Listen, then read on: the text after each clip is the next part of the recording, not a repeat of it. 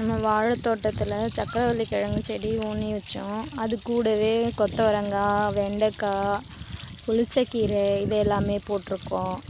அது கூட எல்லாம் நடுவில் இருக்குது குட்டி குட்டியாக.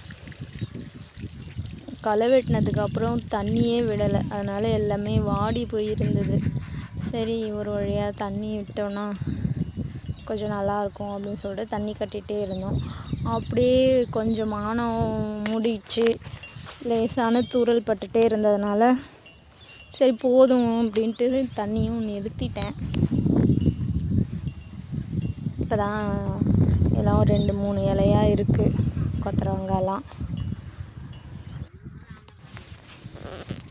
மல்லிகைப்பூ செடியும் இப்போ தான் மொட்டு வைக்க ஆரம்பிச்சிருக்கு. இந்த செடி அடுக்கு குண்டு மல்லி. ஆனால் இது இதுக்காக எப்போ தோணுதோ சீசன் இல்லாமல் டைமில் கூட மொட்டு வச்சு பூத்துட்டு கிடக்கும்.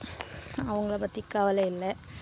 வாழை மரம் அது ஒரு 2-3 தார்கொலை போட்டு பழுக்கிற ஸ்டேஜில் இருக்குது.